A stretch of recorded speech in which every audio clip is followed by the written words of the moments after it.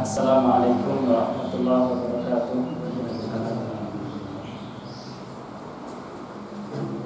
Innal hamdalillah nahmaduhu wa nasta'inuhu wa nastaghfiruh wa na'udzu billahi min shururi anfusina wa min sayyiati a'malina. May yahdihillahu fala mudilla lahu wa may yudlil fala hadiya lahu. Asyhadu an la ilaha illallah wa asyhadu anna Muhammadan abduhu wa rasuluh. Allahumma salli wa sallim ala nabiyyina wa habibina wa sayyidina wa rasulina Muhammad wa ala alihi wa ashabihi ajma'in wa man tabi'ahum bi ihsanin ila yaumiddin. Amma ba'd. Qala Allah Ta'ala: Ya ayyuhalladzina amanu taqullaha haqqa tuqatih wa la tamutunna illa wa antum muslimun. Bapak-bapak, ibu-ibu, kaum muslimin, kaum muslimat yang dirahmati Allah Subhanahu wa taala, segala puji bagi Allah yang senantiasa memberikan nikmat kepada kita, terutama nikmat iman, nikmat Islam. Dan pada kesempatan kali ini kita dimudahkan untuk hadir dalam majelis ini. Semoga Allah Subhanahu wa taala menerima amal kita dan menjadikannya dalam timbangan kebaikan kita di akhirat. Amin Allahumma amin. Selanjutnya salawat dan salam kepada junjungan kita Nabi Muhammad sallallahu alaihi wasallam, para keluarganya dan para sahabatnya, serta semua yang mengikuti mereka dengan baik sampai hari kiamat. Kita masih melanjutkan tafsir surah Al-Bayyinah. Kemarin telah kita sampaikan tentang kekufuran ahli kitab dan juga tentang kekufuran orang musyrikin, di mana ahli kitab kita katakan bahwa seandainya iman mereka itu benar kepada Musa, kepada Isa, tentulah mereka akan beriman kepada Nabi Muhammad SAW. Kenapa mereka tidak beriman kepada Nabi Muhammad? Karena sesungguhnya keimanan mereka kepada Taurat, kepada Injil, kepada Musa, kepada Isa itu bukan keimanan yang benar. Hanya keimanan yang dilandasi asobiyah, yang dilandasi hawa nafsu. Terbukti orang-orang Yahudi disebutkan oleh Allah Subhanahu wa taala ketika datang nabi-nabi yang tidak mereka sukai, Allah berfirman, fariqan kadzabtum wa fariqan taqtulun. Sebagian nabi kalian dustakan dan sebagian nabi kalian bunuh. Padahal nabi tersebut dakwahnya sama dengan dakwahnya Nabi Musa. Begitu juga Nabi Muhammad SAW, mereka tidak mau mengimani. Karena sebenarnya keimanan mereka itu tidak murni karena Allah Subhanahu wa taala. Seandainya keimanan mereka itu murni karena Allah Subhanahu wa taala, tentu mereka akan beriman kepada Nabi Muhammad SAW. Karena Nabi Muhammad lebih mulia, lebih utama dibanding dengan nabi-nabi yang sebelumnya, dan kitab suci Al-Quran itu adalah lebih mulia dibanding kitab-kitab suci yang sebelumnya. Nah, Allah Subhanahu wa taala menyebutkan innal ladzina kafaru min ahlil kitabi wal musyrikina fi nari jahannam khalidina fiha ulaika hum syarrul bariyah, pada ayat yang ke-6. Surah Al-Bayyinah ayat ke-6. Sesungguhnya orang-orang kafir dari golongan ahli kitab dan orang-orang musyrik fi nari jahannam, di dalam neraka jahannam, khalidina fiha, mereka kekal di dalamnya, ulaika hum syarrul bariyah, mereka adalah seburuk-buruk makhluk. Allah Subhanahu wa taala menjelaskan dalam ayat ini penjelasan yang dikuatkan dengan kata inna, sesungguhnya, menjelaskan bahwasanya orang-orang kafir, baik itu ahli kitab Ya, sudah kita sampaikan bahwa kita tidak boleh ragu bahwa ahli kitab itu kafir meskipun mereka percaya adanya kiamat. Mereka berdoa untuk orang-orang yang mati di antara mereka. Tapi mereka tetap kafir karena tidak mau beriman dengan Nabi Muhammad SAW. Atau sebagian mereka telah merubah-rubah agama, sebagaimana telah menyembah sesembahan selain Allah, telah mengubah kitab-kitab suci mereka. Maka mereka tempatnya fi nari jahannam, di neraka jahanam. Ini juga sekaligus bantahan terhadap perkataan mereka yang telah kita sampaikan, wa qalu la yadkhulul jannata illa man kana hudan aw nasara. Mereka mengatakan tidak akan masuk surga kecuali orang Yahudi atau orang Nasrani. Tilka amaniyuhum, itu hanyalah angan-angan mereka. Jadi orang-orang Yahudi dan orang-orang Nasrani menganggap bahwasanya mereka tidak akan masuk surga kecuali orang Yahudi dan kecuali orang Nasrani. Padahal Ibrahim bukanlah orang Yahudi, bukanlah orang Nasrani. Dan orang-orang Yahudi mengatakan, wa qalu lan tamassana an-naru illa ayyaman ma'dudah. Orang Yahudi mengatakan, kami tidak akan disentuh oleh api neraka kecuali beberapa hari saja. Jadi ayat ini sebagai bantahan terhadap mereka, Allah menyebutkan orang-orang ahli kitab dan orang-orang musyrik yang mana mereka itu orang kafir di dalam neraka jahanam. Tempat mereka adalah neraka jahanam. Jahanam adalah nama di antara nama-nama neraka. Disebut jahanam bisa jadi karena dalamnya neraka tersebut, jadi jurangnya sangat dalam. Dalam hadis disebutkan bahwa batu dilemparkan dari atas neraka jarak 70 tahun baru sampai bawahnya. Jadi batu dilemparkan dari atas neraka 70 tahun kemudian baru sampai dasar neraka. Itu bisa kebayang berapa dasarnya neraka. Paham ini ya? Jadi pernah sahabat itu mendengar suatu suara. Nabi bersabda, "Tahukah kalian suara apa itu?" Mereka mengatakan, "Allah wa rasuluhu a'lam." Maka Nabi menjelaskan itu adalah batu yang telah dilemparkan dari atas neraka 70 tahun yang lalu, sekarang sampai dasarnya. Jadi dari batu dari atas dilempar ke bawah itu 70 tahun baru sampai dasar neraka. Atau bisa jadi disebut jahanam itu karena hitamnya. Artinya api neraka itu tidak seperti api dunia.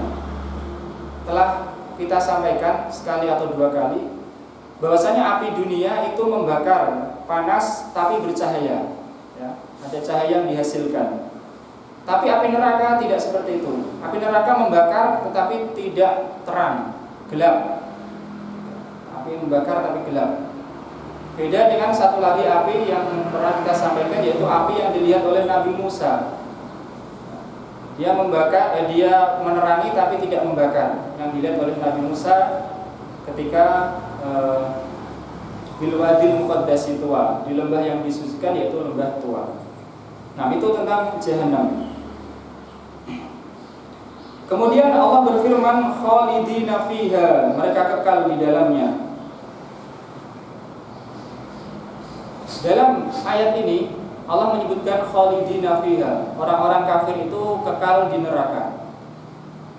Dalam ayat selanjutnya Allah berfirman tentang orang-orang beriman, khalidina fiha abada. Ada kata abada, selamanya. Ahlus sunnah wal jamaah, semoga Allah Subhanahu wa taala meneguhkan kita, mengistiqomahkan kita di atas jalannya, berkeyakinan bahwasannya neraka itu kekal, la nihayatalah, tidak ada akhirnya. Jadi neraka kekal. Begitu juga orang-orang kafir di neraka, mereka selama-lamanya tidak akan keluar. Wa ma hum bikharijina minan nar, mereka tidak akan keluar dari neraka. Dan dalam ayat yang lain Allah Subhanahu wa taala menyebutkan bahwa orang kafir itu kekal di neraka jahanam.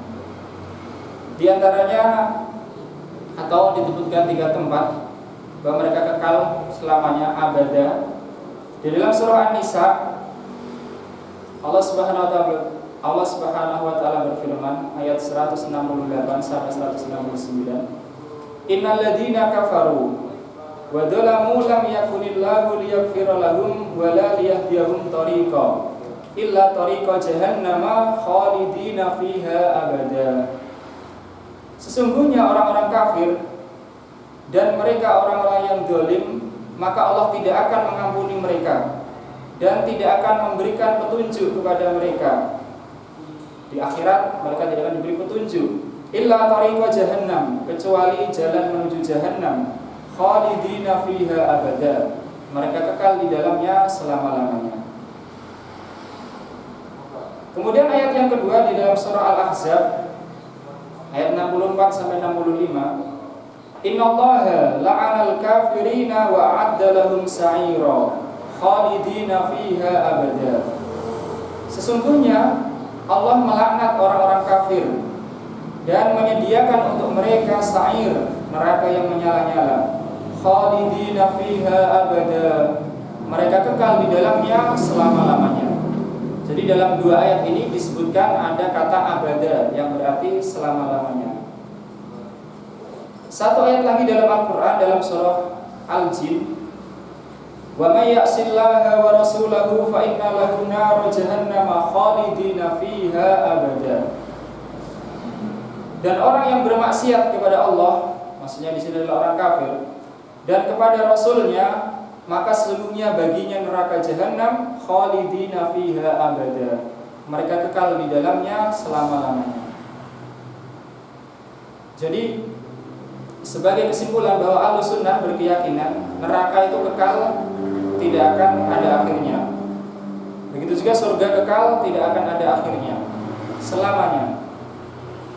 Dan sebagian ahli ilmu mengatakan ada 8 makhluk Allah yang kekal. Ada 8 makhluk Allah yang kekal.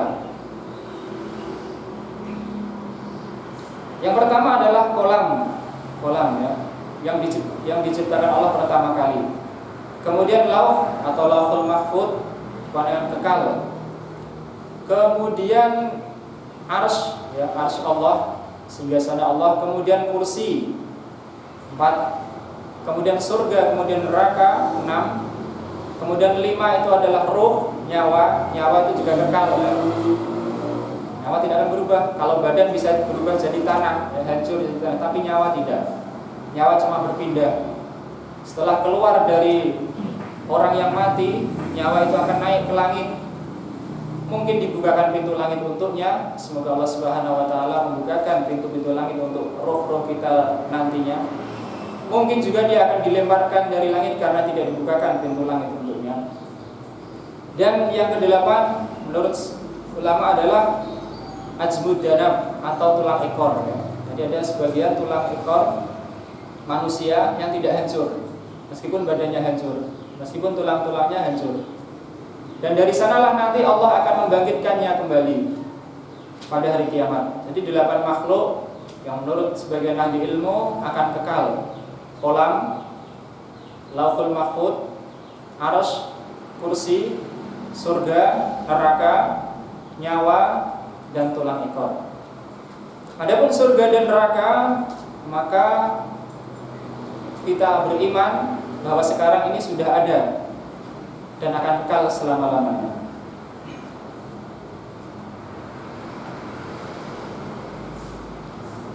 Selanjutnya Allah Subhanahu wa taala menyebutkan ulaika hum syarrul bariyah. Mereka itu adalah seburuk-buruk bariyah, seburuk-buruk makhluk.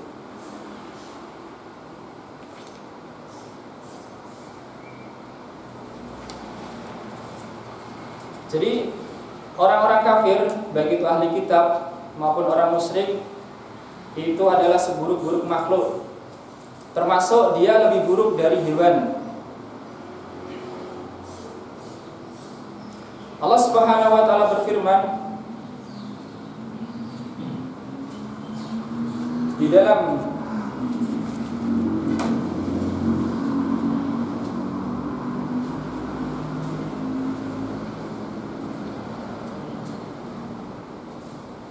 surah Al-Anfal Inna syarrad dawabi indallahi alladziina kafaru fahum la yu'minun. Al-Anfal ayat 55. Sesungguhnya seburuk-buruk ad-dawab, ad-dawab itu adalah semua yang melata di atas bumi. Semua yang hidup di atas bumi, semua yang berjalan di atas bumi. Termasuk juga burung. Inna syarrad dawab, sesungguhnya seburuk-buruk yang melata di atas bumi indallah, di sisi Allah, alladziina kafaru, yaitu orang-orang yang kafir, fahum la yu'minun, maka mereka tidak beriman. Jadi orang kafir lebih buruk dari hewan di sisi Allah Subhanahu wa taala. Allah Subhanahu wa taala juga berfirman, ulaikal ladzina la'anahumullah fa asammahum wa a'ma absarahum. Mereka itulah orang-orang yang telah dilaknat oleh Allah, maka Allah menjadikan mereka tuli dan buta. Maka Allah menjadikan mereka tuli dan membutakan mata mereka. Adapun hewan, maka hewan tidak disebut Allah Subhanahu wa taala sebagai makhluk yang sesat. Sedangkan orang-orang kafir disebut Allah sebagai orang-orang yang sesat. Allah Subhanahu wa taala berfirman, afa anta tusmi'us summa aw tahdil umya wa man kana fi dhalalin mubin. Maka apakah engkau bisa membuat orang yang tuli mendengar atau memberi petunjuk kepada orang yang buta dan orang yang berada dalam kesesatan yang nyata? Maksudnya adalah orang-orang kafir. Jadi orang kafir disebut Allah Subhanahu wa taala dhalal atau sesat. Padahal hewan tidak disifati Allah dengan sifat yang sesat. Sebagaimana ada sebagian hewan yang disebutkan dalam Al-Qur'an yang dia beriman kepada Allah, yang dia mengingkari kemusyrikan, yaitu burung hudhud. Jadi burung hudhud ketika melihat Ratu Balqis dan rakyatnya menyembah matahari, ia cemburu. Ala yasjudu lillahi alladzi yukhrijul khab'a. Mengapa mereka tidak sujud saja kepada Allah yang telah mengeluarkan al-khab'a? Al-khab'a adalah sesuatu yang tadinya tidak ada. Jadi burung hudhud saja mengingkari kemusyrikan mereka, mengingkari kesyirikan kaumnya Ratu Balqis sebelum masuk Islam. Dan Imam Malik menyebutkan di dalam kitab Al-Muwatta tentang keutamaan hari Jumat. Imam Malik menyebutkan dalam kitab Al-Muwatta tentang keutamaan hari Jumat, annahu wa ma min dabatin illa tasihu bi adaniha min fajri yaumil jumu'ah ila tulu'i syamsi khasyatas sa'ah. Sesungguhnya tidak ada satu binatang pun kecuali menjerit ketika fajar hari Jumat sampai terbitnya matahari, karena takut, khawatir akan terjadi kiamat. Jadi hewan mengetahui bahwasanya kiamat itu terjadi pada hari Jumat. Akan tetapi mereka tidak mengetahui tanda-tandanya. Jadi mereka setiap hari Jumat khawatir. Sampai disebutkan mereka berteriak pada hari Jumat. Namun ketika mereka mengetahui matahari terbit dari timur, maka mereka tenang. Karena itu bukan kiamat. Karena kiamat matahari terbit dari barat. Ini hewan. Hewan mengetahui kiamat hari Jumat. Tapi kalau matahari sudah terbit, mereka agak tenang karena agak kiamat sekarang.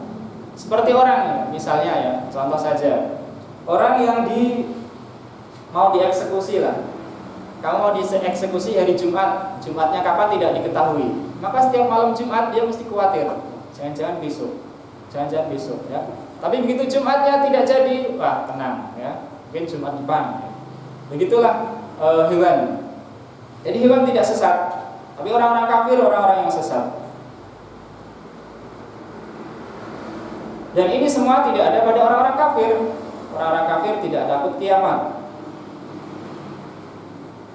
Kemudian ketika hari kiamat, Allah Subhanahu wa taala membangkitkan makhluk, menghidupkan makhluk yang telah mati.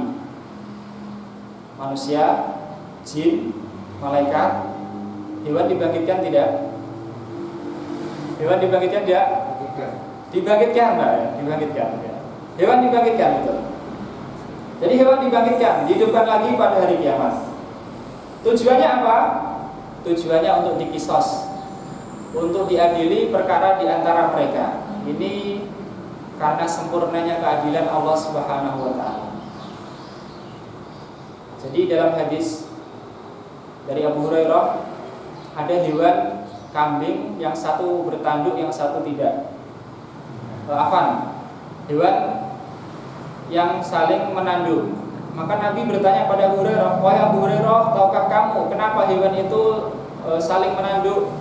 Abu Hurairah mengatakan, "Allah wa Rasuluhu a'lam." Maka Nabi bersabda, "Tetapi Allah mengetahui, dan Allah akan memutuskannya pada hari kiamat."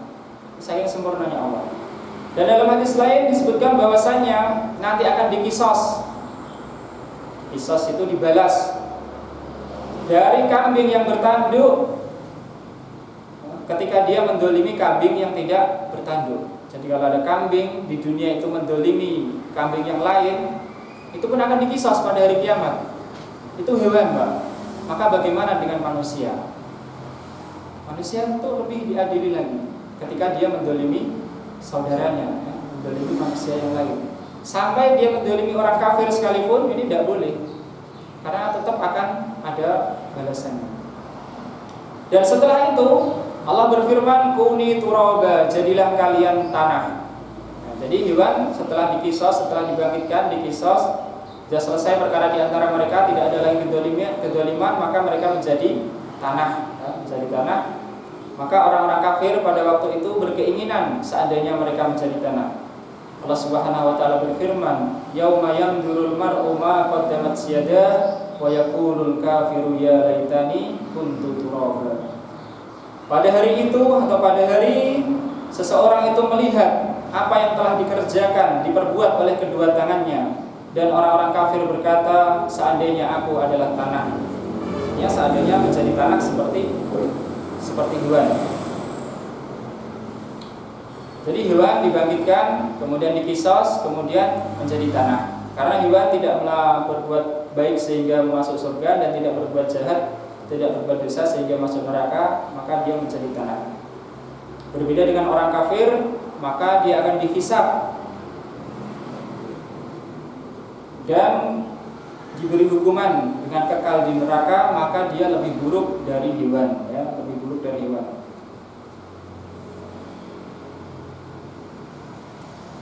Selanjutnya ayat yang ke-7.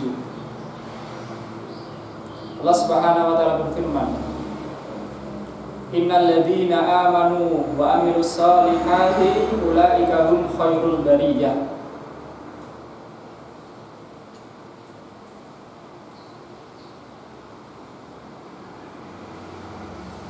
Innal ladzina amanu, sesungguhnya orang-orang yang beriman, wa amilus solihat, dan orang-orang yang beramal soleh, ulaika hum khairul bariyah, mereka itulah sebaik-baik makhluk.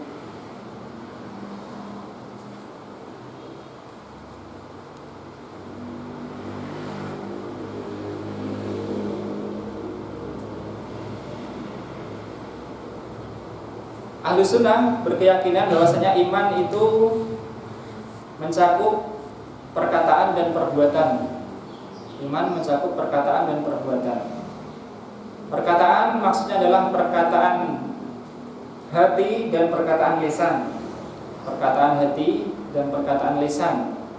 Perkataan hati maksudnya adalah keyakinan. Dan perbuatan mencakup perbuatan hati dan perbuatan anggota badan. Perbuatan hati dan perbuatan anggota badan. Perbuatan hati seperti cinta, takut, tawakal, itu perbuatan hati. Dan juga perbuatan anggota badan yang tidak bisa dikerjakan kecuali dengan badan. Sholat, zakat, puasa, itu semua termasuk dalam iman.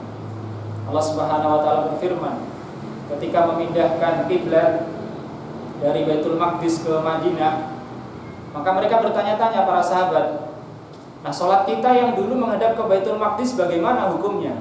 Jadi Nabi SAW di awal-awal ketika beliau di Mekah, beliau itu sholat kiblatnya itu dua, yaitu Ka'bah dan Baitul Maqdis. Bagaimana kiblatnya dua? Ya bisa saja, karena beliau sholatnya di sebelah selatan Ka'bah. Ini tahu ya geografisnya Mekah, Madinah sama Syam kan? Madinah kan di utaranya Mekah, Syam di utaranya Madinah, meskipun di utaranya itu enggak di utara jauh lah. Nah kalau Nabi sholat di sebelah selatannya Ka'bah, itu kan menghadap Ka'bah sekaligus menghadap Baitul Maqdis. Tapi ketika hijrah ke Madinah tidak mungkin lagi, karena Baitul Maqdis di sebelah utara, Ka'bah di sebelah selatan, ya, karena Madinah di utara Mekah. Maka Nabi sholat selama kurang lebih 16 bulan menghadap Baitul Maqdis, ya, menghadap Baitul Maqdis. Tetapi Nabi SAW ingin ya supaya kiblatnya itu dipindah ke Ka'bah, pindah Ka'bah. Tapi Nabi tidak berdoa memohon kepada Allah, saking adabnya ya. Hanya beliau itu menengadahkan ke langit menunggu wahyu. Maka Allah berfirman, "Qad nara taqalluba wajhika fis sama, falanwalliyannaka qiblatan tardhaha, fawalli wajhaka syatral masjidil haram." Kami telah melihat wajahmu itu berbolak-balik atau menengadah ke langit, maka kami akan memalingkanmu kepada kiblat yang engkau ridhoi. Maka hadapkanlah wajahmu ke arah Masjidil Haram. Selama 16 bulan. Kemudian para sahabat pun mereka saking imannya patuh saja. Kemudian bertanya-tanya bagaimana sholat kita dulu yang 16 bulan menghadap Baitul Maqdis. Maka Allah berfirman, "Innallaha la yudhi'u imanakum." Ya. Sesungguhnya Allah tidak akan menyia-nyiakan iman kalian. Maksud iman kalian di sini ya dalam ayat surah Al-Baqarah tersebut adalah maksudnya sholat. Ini menunjukkan bahwasanya iman itu mencakup amalan dohir ya. Iman mencakup amalan jawarih, amalan anggota badan. Jadi iman itu mencakup perkataan hati, perbuatan hati, perkataan lisan, dan perbuatan anggota badan. Bisa bertambah, bisa berkurang. Iman bisa bertambah, bisa berkurang.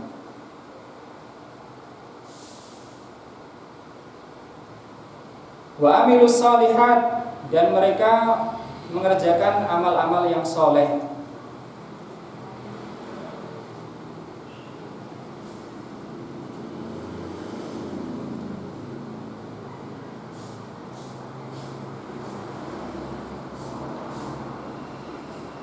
Adapun iman dan amal soleh maka harus sesuai dengan petunjuk dari Nabi SAW. Karena tidak mungkin orang itu mengklaim dirinya beriman kalau tidak tahu bagaimana imannya para nabi, para sahabat. Bagaimana mereka mengatakan ini amal soleh, tapi tidak tahu dari mana sumbernya amal soleh tersebut. Allah Subhanahu wa taala berfirman masih dalam surah Al-Baqarah, "Fa in amanu bimisli ma amantum bihi faqad ihtadaw." Jika mereka beriman seperti kalian beriman, maka sungguh mereka telah mendapat petunjuk. Jadi iman seperti imannya Nabi Muhammad SAW dan para sahabatnya. Begitu juga amal-amal soleh. Kalau amal soleh itu tidak ikhlas, tidak sesuai dengan petunjuk Nabi SAW, maka tidak diterima. Nabi Muhammad SAW bersabda, "Man amila amalan laisa alaihi amruna fahuwa raddun." Barang siapa mengerjakan amalan yang tidak ada perintah dari kami, maka tertolak. Jadi kebalikannya dari orang-orang kafir yang ahli kitab, yang musyrik, dan telah kita sampaikan pada pertemuan yang lalu, bahwa Allah memperingatkan kaum muslimin agar tidak seperti ahli kitab dan agar tidak seperti orang musyrik. Orang musyrik, wala takunu minal musyrikin minal ladzina faraqu dinahum wa kanu syi'a kullu hizbin bima ladaihim farihun. Dan janganlah kalian seperti orang-orang musyrik yang mereka memecah belah agama mereka. Wa kanu syi'an, dan mereka berkelompok-kelompok, bergolong-golongan. Kullu hizbin bima ladaihim farihun. Setiap kelompok mereka berbangga terhadap apa yang ada pada mereka. Jadi setiap kelompok dari orang musyrik bangga terhadap apa yang ada pada mereka. Mereka pun berpecah belah dalam agama mereka. Dan umat Islam di antara keistimewaannya disebutkan dalam hadis yang diriwayatkan oleh Imam At-Tirmidzi, dan hadis ini dinyatakan hasan, bahwa Nabi Shallallahu Alaihi Wasallam bersabda, Innallaha la yujmi'u ummati ala dolalah. Sesungguhnya Allah tidak akan mengumpulkan umatku di atas kesesatan. Artinya, sesungguhnya Allah tidak akan mengumpulkan umatku di atas kesesatan. Dan Nabi juga Shallallahu Alaihi Wasallam bersabda, La tazalu ta'ifatum min ummati dhahirina 'alal haq. Senantiasa akan ada dari umatku ini orang yang tampak di atas kebenaran. Artinya apa? Dari sabda Nabi Shallallahu Alaihi Wasallam, sesungguhnya Allah tidak akan mengumpulkan umatku di atas kesesatan. Maksudnya adalah para ulama mereka, ya. Jadi setiap ada kesesatan itu mesti ada ulama yang mengingkari. Tidak mungkin ada ulama itu diam semuanya ketika melihat ada kesesatan, atau bahkan mereka bersatu di atas kesesatan, kesalahan ini tidak mungkin. Seluruh ulama. Jadi ijma itu mesti benar kalau memang benar-benar ijma, ya. Kalau memang benar-benar ijma ulama.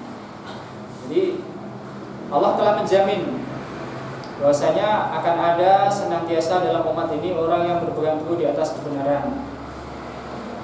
Mereka berpegang teguh di atas petunjuk Nabi Shallallahu Alaihi Wasallam. Maka kita yakin, meskipun pada kenyataannya umat Islam sekarang itu banyak sekali terjadi perbedaan, kita yakin di sana mesti ada salah satu yang benar, mesti ada itu.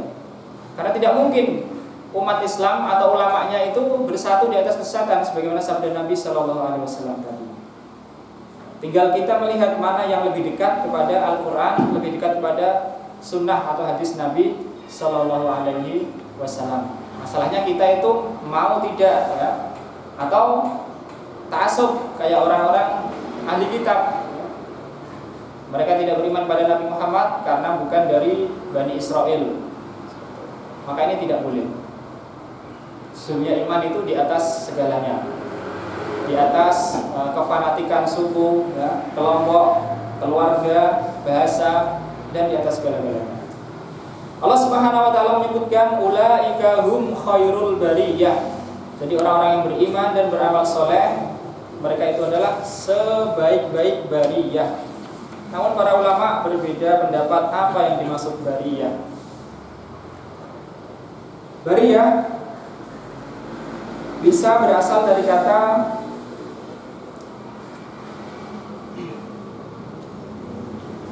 baro'a yang berarti tanah. Artinya orang beriman dan beramal soleh itu seutama-utama penghuni bumi. Jadi orang beriman dan beramal soleh seutama-utama penghuni bumi, sebaik-baik orang yang menghuni bumi.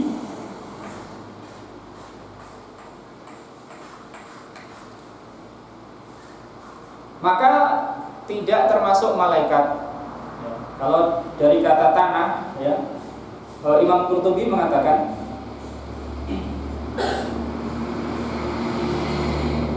kalau seandainya bariyah ini terambil dari kata minal baro, dari kata baro, bahwa turab yaitu tanah, fala tadkhulul malaikah tahta hada tafdil wa illa fatadkhul.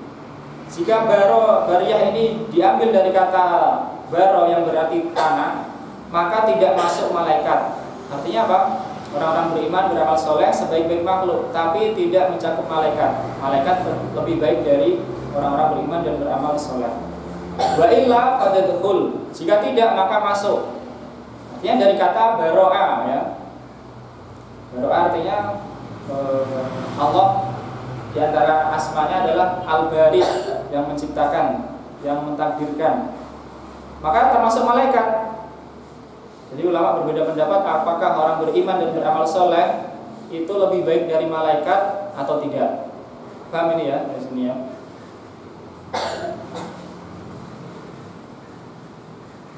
maka akan kita lihat dalil-dalil apakah orang-orang beriman dan beramal soleh itu lebih baik dari malaikat atau tidak. Namun kita yakin bahwasanya Rasulullah Nabi kita Muhammad SAW itu lebih utama ya, dari malaikat. Nabi Muhammad SAW lebih utama dari malaikat. Namun secara umum malaikat itu lebih utama dari manusia. Kalau secara umum malaikat lebih utama dari manusia. Adapun nas-nas, Allah Subhanahu wa taala berfirman dalam surah Al-Baqarah pada Nabi Adam, qala ya Adamu ambihum bi asma'ihim.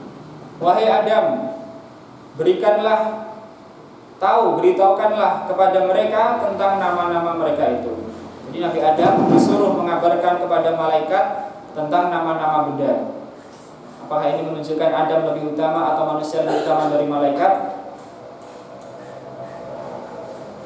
Kemudian kita lihat nas-nas yang lain.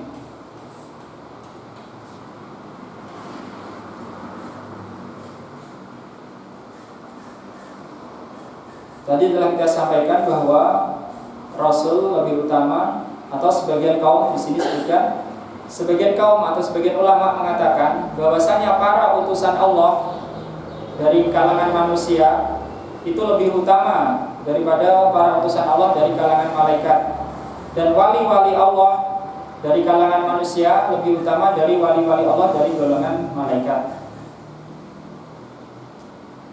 Sebagian lagi mengatakan bahwasanya malaikat lebih utama karena malaikat tempatnya di atas, penghuni langit. Adapun manusia maka mereka penghuni bumi. Allah juga menyifati malaikat dengan ibadun mukramun, hamba-hamba yang dimuliakan. La yasbiqunahu bil qawli wa hum bi amrihi ya'malun, dalam surah Al-Anbiya. Para malaikat itu tidak mendahului Allah dalam perkataan, dan mereka melaksanakan perintah-perintahnya. Jadi malaikat tidak pernah bermaksiat kepada Allah dan mengerjakan apa yang diperintahkan oleh Allah Subhanahu wa taala. Nabi SAW diperintahkan untuk berkata, "Qul la aqulu lakum indi khazainullahi wa la a'lamul ghaiba wa la aqulu lakum inni malak." Katakanlah wahai Muhammad, katakanlah wahai Nabi kami, aku tidak mengatakan kepada kalian bahwa aku memiliki perbendaharaan Allah, dan aku tidak mengatakan kepada kalian bahwa aku ini mengetahui yang gaib, dan aku tidak mengatakan kepada kalian bahwasanya aku ini malak, bahwa misalnya aku ini malaikat. Artinya aku hanya manusia biasa, dan malaikat itu makhluk Allah yang mulia. Kemudian Imam Bukhari meriwayatkan tentang keutamaan dzikir, kepada Allah Subhanahu wa taala. Allah berfirman dalam hadis qudsi, "Man dzakarani fi mala'in dzakartuhu fi mala'in khairin minhu." Barang siapa berzikir kepadaku dalam keramaian, maksudnya di tengah-tengah manusia dia berzikir kepada Allah Subhanahu wa taala, maka sebagai ganjarannya Allah berfirman, "Dzakartuhu fi mala'in khairin minhu." Saya akan menyebutnya di dalam keramaian yang lebih baik dari dia. Artinya di kalangan malaikat. Jadi barang siapa yang berzikir di tengah-tengah manusia, maka Allah akan menyebut namanya di tengah-tengah malaikat. Dan Allah menyebutkan fi mala'in khairin minhu, di tengah-tengah kelompok yang lebih baik dari dia, artinya lebih baik dari manusia tersebut. Ini menunjukkan malaikat lebih baik. Istidlal, sebagian mengatakan malaikat lebih baik.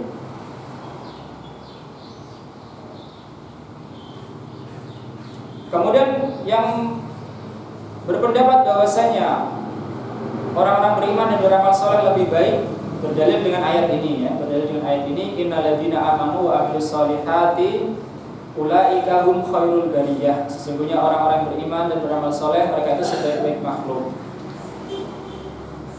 Dengan hamzah atau dibaca dengan hamzah, maksudnya dibaca khairul bariyah, ya, khairul bariyah, sebagaimana sebagian qiraah. Dan sabda Nabi SAW tentang keutamaan menuntut ilmu, innal malaikata latad'u ajnihataha ridon li talibil ilm. Sesungguhnya para malaikat sungguh meletakkan sayap-sayap mereka karena ridho terhadap penuntut ilmu. Jadi sesungguhnya para malaikat itu meletakkan sayap-sayap mereka karena senang, karena ridho kepada orang yang mencari ilmu, tentunya ilmu agama. Hadis dikeluarkan oleh Abu Dawud. Kemudian diantara lagi yang menunjukkan keutamaan manusia, bahwasanya Allah membanggakan ahli Arafat, yaitu orang-orang yang wukuf di Arafah pada tanggal 9 Zulhijjah. Dan mereka mengatakan, ulama at-tasawuf mengatakan, wala yubahi illa bi afdal wallahu ta'ala alam. Dan Allah tidak membanggakan kecuali dengan yang lebih utama. Artinya orang-orang yang wukuf di Arafah dibanggakan oleh Allah Subhanahu wa taala di hadapan para malaikat. Ini menunjukkan yang dibanggakan itu lebih utama daripada yang disebut padanya, yaitu para malaikat. Sebagian ulama mengatakan wala tariqa ilal qat'i bi anal malaika khairum minhum. Tidak ada jalan yang pasti yang menunjukkan bahwasanya malaikat itu lebih baik dari mereka, atau sebaliknya juga, ya, mereka lebih baik dari malaikat.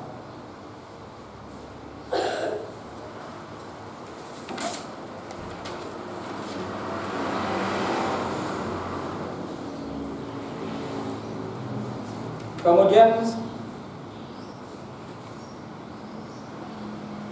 Sahatiyah mengatakan, wa ataqidu, dan saya berkeyakinan atau meyakini, berpendapat, anal mufadalah juz'iyatun la kulliyah, bahwasanya keutamaan bagi yang mengatakan bahwasanya orang beriman dan beramal soleh itu lebih utama daripada para malaikat, maka itu adalah juz'iyah, pada sebagian hal saja, la kulliyah, tidak secara keseluruhan. Hal itu dikarenakan karena jenis manusia berbeda dengan jenis malaikat. Jenis manusia berbeda dengan jenis malaikat. Allah mensifati malaikat ibadun mukramun, hamba-hamba yang dimuliakan, disebutkan dengan isim. Artinya apa? Isim itu menunjukkan sifat yang tetap. Memang malaikat itu dimuliakan, sebagaimana ahli surga dimuliakan. Dan yang saya ketahui tidak disebut kata mukramun dalam Al-Quran kecuali untuk dua jenis, yaitu malaikat dan penghuni surga. Penghuni surga dan malaikat disebut dengan mukramun, orang-orang yang dimuliakan atau hamba-hamba Allah yang dimuliakan. Adapun manusia dimuliakan juga oleh Allah Subhanahu wa taala. Allah menyebutkan dalam surah Al-Isra, wa laqad karamna bani Adama, dan sungguh karamna dengan fi'il atau kata kerja, kami telah memuliakan anak keturunan Adam. Maka Sahatiyah mengatakan wal farqu bainahuma kal farqi bainal ismi wal fi'li fid dalalah, dan perbedaan antara keduanya seperti perbedaan antara isim dan fi'il, ya, kata benda dan kata kerja dalam penunjukan. Dalam malaikat ditunjukkan dengan isim mukramun, hamba-hamba yang dimuliakan. Ini menunjukkan bahwasanya kemuliaan itu tetap pada malaikat, itu tetap, mereka makhluk yang mulia terus. Adapun pada anak keturunan Adam dengan kata karomna, kata fi'il, ini menunjukkan bahwasanya itu terjadi pada suatu ketika, ya, suatu waktu dengan waktu yang lain, tidak selamanya. Dan inilah yang kenyataannya. Malaikat itu senantiasa dimuliakan oleh Allah Subhanahu wa taala, berbeda dengan anak keturunan Adam. Kadang ada orang yang soleh, ada orang yang toleh, ada yang baik, ada yang buruk. Dan kadang orang yang baik pun itu tidak selamanya baik. Kadang dia semangat beramal, kadang juga tidak semangat. Kadang amalnya baik, kadang amalnya juga kurang baik. Kadang salatnya khusyuk, dan kadang itu manusia.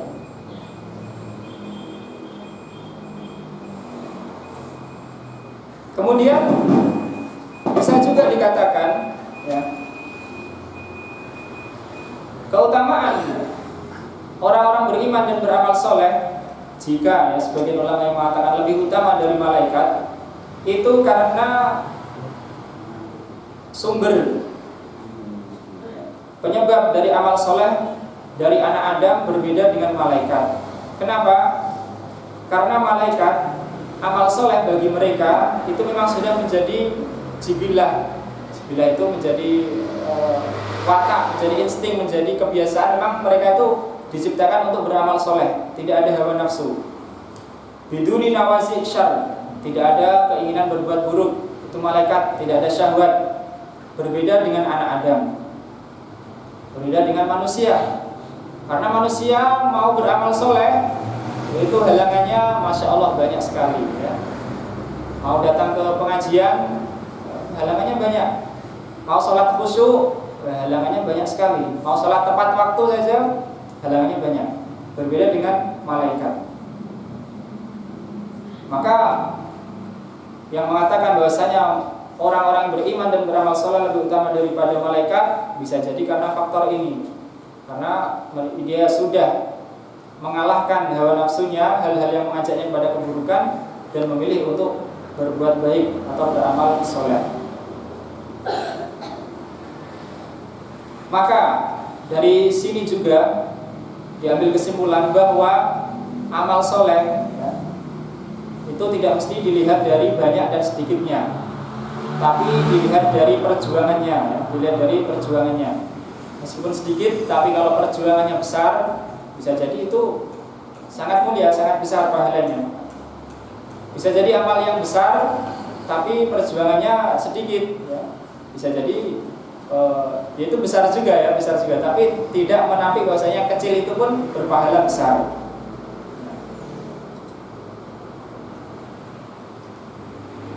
Dan sebuah hadis dari Nabi Shallallahu Alaihi Wasallam, ayatiya ba'dahum. Jadi Nabi berbicara tentang sahabat, akan datang setelah para sahabat itu man annal amila, bahwasanya orang yang beramal minhum lahu ajrun khamsin.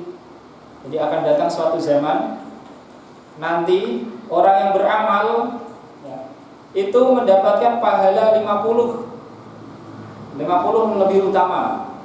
Maka para sahabat bertanya, khamsina minna aw minhum ya Rasulullah. Maksudnya 50 itu 50 lebih utama dari kami atau dari mereka wahai Nabi. Jadi akan ada suatu zaman orang yang beramal itu dapat pahala 50 lebih utama. Para sahabat bertanya, maksudnya 50 lebih utama, 50 kami atau 50 mereka?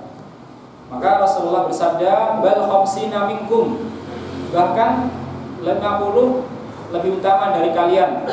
Li'annakum tajiduna a'wanan 'alal khair wa hum la yajidun. Karena pada waktu itu ya, karena kalian itu mendapatkan penolong-penolong yang membantu untuk kebaikan, sedangkan mereka tidak ada faktor-faktor untuk berbuat baik. Artinya karena pada zaman tersebut itu perjuangannya besar untuk melakukan satu amal soleh, harus menepikan godaan-godaan berbuat jahat, harus berjuang supaya bisa melakukan amal soleh. Sedangkan para sahabat pada waktu itu sabda Nabi ini mendapatkan pembantu-pembantu atau penolong-penolong untuk melakukan kebaikan. Kalau kebaikannya sama ya Pak ya. Kalau kebaikannya sama, misalnya saja ya. Seseorang pada satu zaman bisa sholat khusyuk kayak khusyuknya sahabat Nabi. Nah, itu pahalanya lebih utama ya. Karena pada waktu zaman yang sudah penuh fitnah, dia bisa sholat khusyuk seperti khusyuknya sahabat Nabi ya. Tapi kalau sholatnya ya salah-salah ya tentu tidak bisa ya, seperti menyamai sahabat Nabi. Dan kita yakin ahlu sunnah bersepakat bahwasanya sebaik-baik masa adalah masa sahabat Nabi Sallallahu Alaihi Wasallam, sebaik generasi adalah generasi sahabat Nabi Sallallahu Alaihi Wasallam. Tapi intinya bahwasanya amal yang sedikit tapi perjuangannya besar itu derajatnya banyak atau derajatnya besar. Sebagaimana hadis sabaqa dirhamun mi'ata alfi dirham. 1 dirham bisa saja mendahului 100.000 dirham. 1 dirham bisa jadi dia itu lebih utama dari 100.000 dirham. Dan Nabi Shallallahu Alaihi Wasallam menjelaskan karena satu dirham itu pemiliknya hanya memiliki 2 dirham saja ya. hanya memiliki 2 dirham. Misalnya seorang memiliki uang cuma sehari misalnya punya uang 20.000, tapi disedekahkan 10.000. Beda dengan orang yang sedekah 100.000 tapi uangnya miliaran. Jadi, untuk mengeluarkan separuh hartanya yang 10.000 itu sudah masya Allah perjuangannya ya, atau hatinya. Karena dia hanya memiliki 2, disediakan 1. Berbeda dengan orang yang uangnya atau hartanya banyak, meskipun sedekah banyak, tapi dia tidak merasa keberatan. Nah, oleh karena itu kita tidak memandang, atau seorang tidak boleh memandang sedikit atau banyaknya amal seseorang, karena bisa jadi amal yang sedikit itu pun dilipat gandakan oleh Allah Subhanahu wa taala, sebagaimana nanti akan kita singgung. Ini tentang keutamaan antara orang-orang beriman dan beramal soleh dengan malaikat, mana yang lebih utama. Yang kesimpulannya secara umum malaikat lebih utama. Malaikat lebih utama dari manusia. Kemudian Rasul lebih utama dari malaikat. Kemudian kesimpulan yang ketiga, orang-orang beriman dan beramal soleh ada kalanya dia naik ke derajat keutamaan malaikat. Sebagaimana sabda Nabi SAW, al-mahiru bil Quran ma'al kiramil bararah. Orang yang mahir dalam baca Al-Quran seperti ma'al kiramil bararah, bersama para malaikat yang mulia dan banyak berbakti. Jadi orang-orang soleh bisa saja mencapai derajat malaikat. Secara umum malaikat lebih utama. Bahkan ada sebagian manusia yang mengungguli malaikat. Nah, contohnya para rasul. Jadi orang beriman dan beramal soleh disebutkan Allah sebaik-baik makhluk. Apakah maksudnya sebaik-baik makhluk penghuni bumi ataukah mutlak? Allah Subhanahu wa taala berfirman dalam ayat yang selanjutnya, ayat yang ke-8. Jazaohum inda rabbihim jannatu adnin tajri min tahtihal anharu khalidina fiha abada. Pahala mereka, pahala orang-orang beriman dan beramal soleh, inda rabbihim, di sisi Rabb mereka, di sisi Tuhan mereka, adalah jannatu adnin, surga Aden, surga-surga Aden. Jadi jannat di sini adalah isim jamak ya, karena mufradnya itu jannat, jamaknya jannat. Jadi ada banyak surga. Tajri min tahtihal anhar, mengalir di bawahnya sungai-sungai, khalidina fiha abada. Mereka kekal selama-lamanya di dalamnya.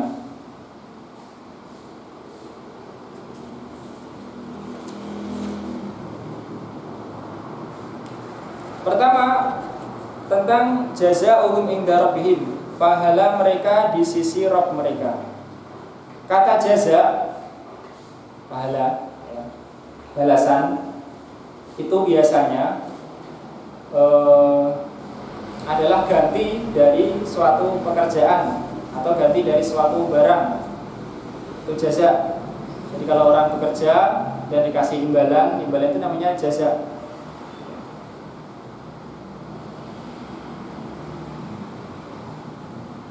Akan tetapi di sini disebutkan inda rabbihim, di sisi Rabb mereka ya. Bukan ala rabbihim. Bagaimana kalau ala rabbihim? Ala rabbihim itu artinya kewajiban bagi Allah untuk memberikan pahala. Ini tidak ya. Inda rabbihim, di sisi Rabb mereka. Jadi mereka memiliki balasan tapi di sisi Rabb mereka. Jadi tidak kewajiban dari Allah memberi pahala kepada mereka, dan tidak pula balasan mereka itu sesuai amal mereka.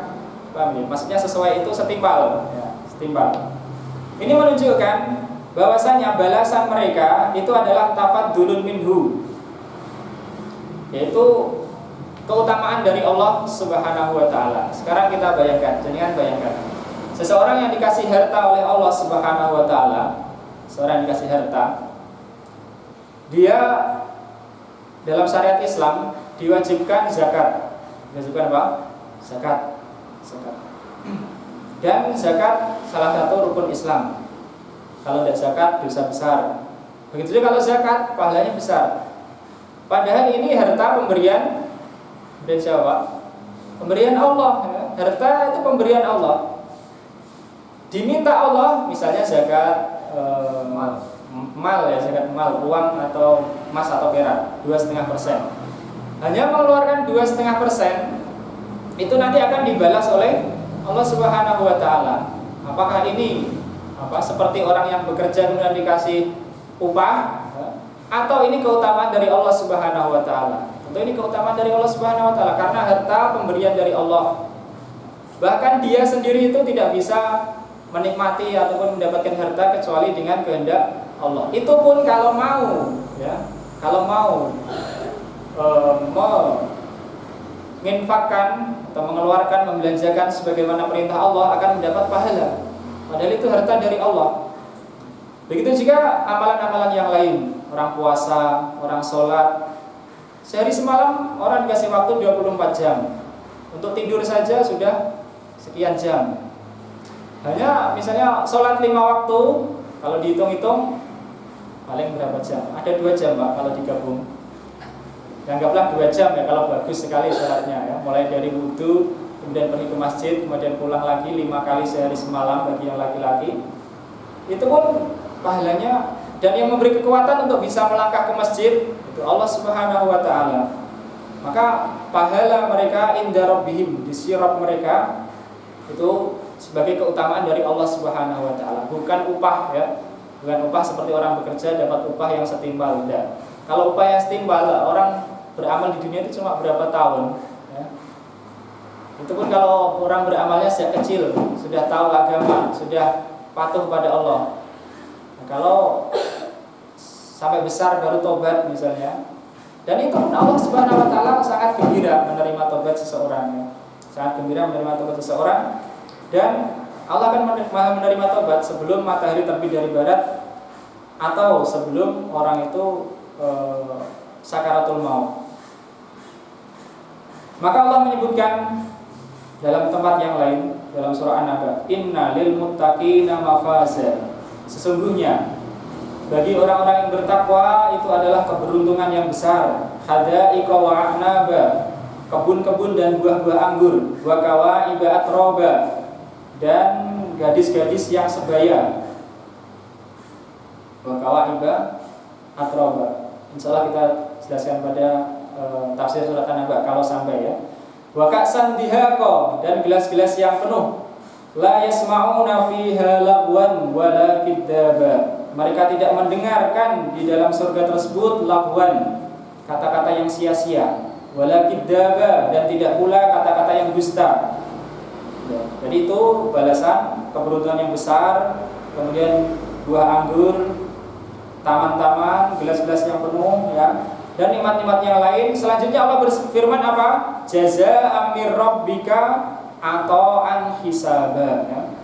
Pahala ganjaran dari Rabbmu ata'an sebagai pemberian ya, sebagai pemberian, bukan sebagai balasan yang setimpal dari amal.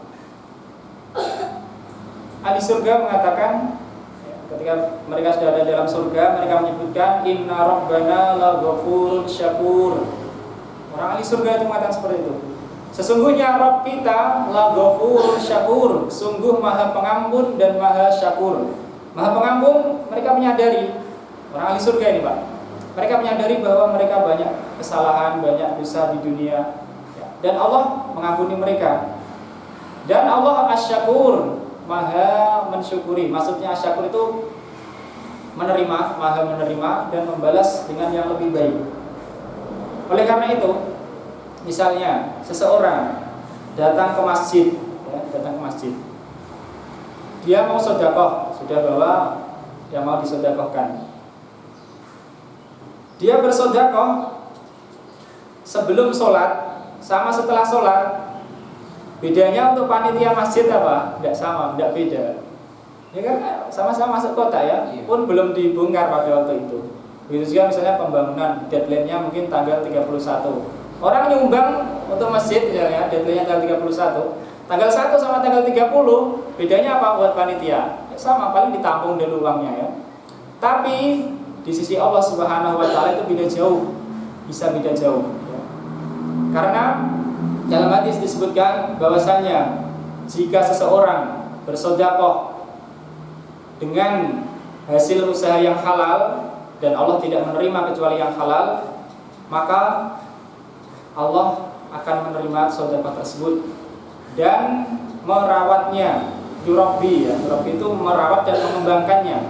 Sebagaimana kalian itu merawat dan mengembangkan bibit hewan. Ya, tentunya peternakan, ada yang ternak hewan misalnya tahu ya, ada kambing, ada sapi, dirawat seperti itu. Yang sedekah tadinya itu kecil bisa jadi sebesar gunung.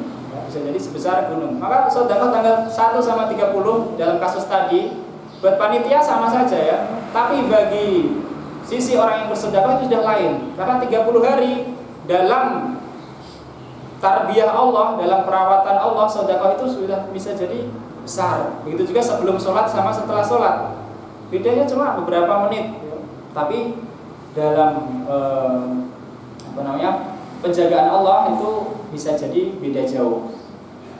Maka Allah Subhanahu wa taala berfirman, "Wasari'u ila magfiratin min rabbikum." Bersegeralah ya, dalam akhirat itu bersegera.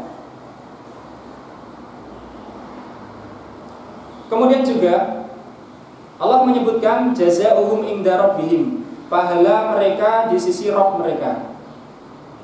Dan ini banyak sekali disebutkan dalam Al-Qur'an, inda rabbihim ya, di sisi Rabb mereka, atau inda rabbika, inda Rabb, di sisi Rabb. Disebutkan lafaz Rabb. Sebagaimana lafaz Rabb telah kita sampaikan dulu, yaitu tarbiyah. Makna Rabb atau tarbiyah itu adalah mengembangkan sesuatu sedikit demi sedikit sampai menjadi sempurna. Itu tarbiyah. Dan Rabb, Allah itu Rabb, Rabbul Alamin ya, Rabb. Jadi merawat, bagaimana kalau sesuatu itu berada dalam perawatan seseorang yang terpercaya. Paham ini? Sesuatu itu dirawat oleh orang yang terpercaya. Misalnya orang milih pekerja untuk merawat hewan, itu aja milih-milih ya. Ada orang yang teledor tentu nggak dipilih ya. Orang teledor disuruh merawat hewan ya. Tentu milih orang yang terpercaya.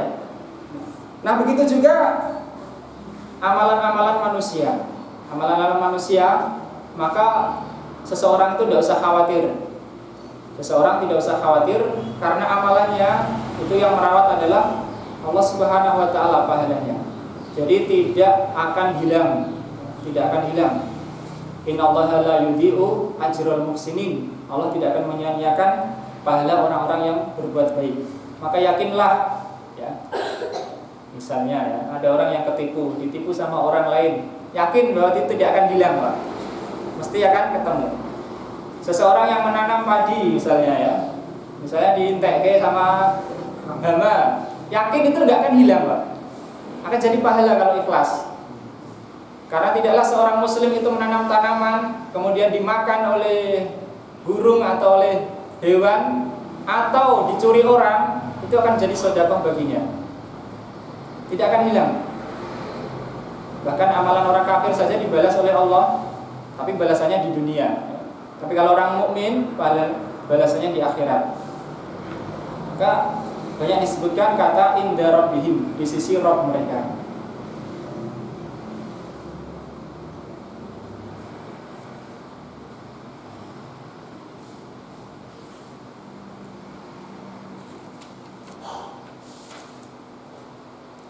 Jazaohum inda rabbihim jannatu adn. Jannatu adn, jannat jamak dari jannah, surga. Surga-surga. Adn, arti adn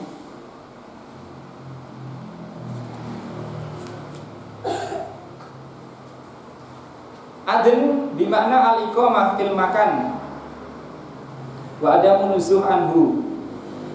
Jadi surga adn itu maksudnya adalah menetap pada suatu tempat dan tidak ingin pindah. Jadi ahli surga itu tidak ada keinginan mereka mau pindah. Ahli surga tidak ada keinginan mau pindah.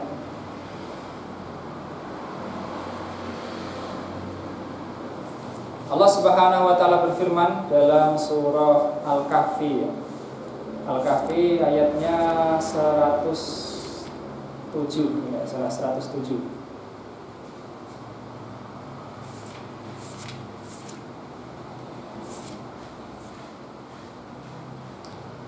sampai 108. Innal ladzina amanu wa amilus solihati kanat lahum jannatul firdausi nuzula. Sesungguhnya orang-orang yang beriman dan beramal soleh, maka bagi mereka adalah surga firdaus nuzula, sebagai tempat tinggal. Khalidina fiha la yabghuna anha khiwala. Mereka kekal di dalamnya dan mereka tidak ingin pindah darinya. Jadi ahli surga itu saking banyaknya nikmat yang mereka terima, mereka tidak ingin pindah. Tidak ada yang ingin pindah. Kalau di dunia seseorang itu bisa jadi merasa bosan terhadap tempat tinggalnya. Suatu saat mungkin pengen piknik ya, atau pengen tamasya.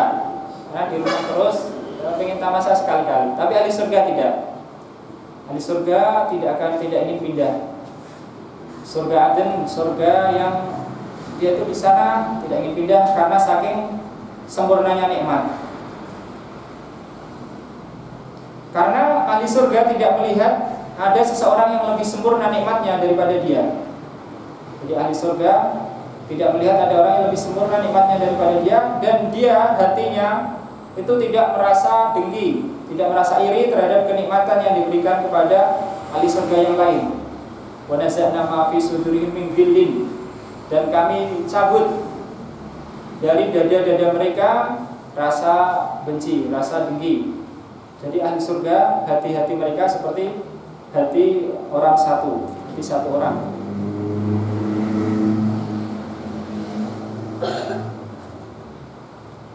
Tajri min tahtihal anhar, mengalir di bawahnya sungai-sungai. Berkata Syekh Utsaimin, qala ulama mengatakan min tahti kusuriha wa asjariha, yakni dari bawah istana-istana mereka dan dari bawah pohon-pohonnya. Jadi di bawah istana-istana surga dan di bawah pohon-pohon surga itulah mengalir sungai.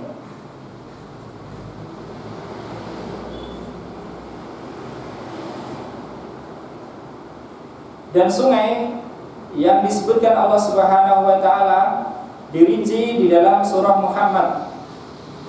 Masalul jannatil lati wa'idal muttaqun fiha anharum min ma'in ghairi asin wa anharum min labanin lam yataghayyar ta'muhu wa anharum min khamrin ladzatil lisyaribin wa anharum min asalin musaffa. Penjelasan surga yang dijanjikan kepada orang-orang yang bertakwa, itu di sana ada sungai-sungai. Disebutkan yaitu sungai dari air yang segar. Jadi ada sungai air, mengalir airnya, mengalir air maksudnya ya, mengalir air. Wa anharum min labanin lam yataghayyar ta'muhu, dan sungai dari susu. Sungai dari susu yang tidak berubah rasanya. Jadi ada sungai air, ada sungai susu yang tidak berubah rasanya. Karena kalau susu di dunia bisa basi ya. Kalau di surga tidak berubah. Wa anharum min khamrin ladzatil lisyaribin, dan ada sungai dari khamr. Ladzatil lisyaribin, yang lezat bagi orang yang meminumnya.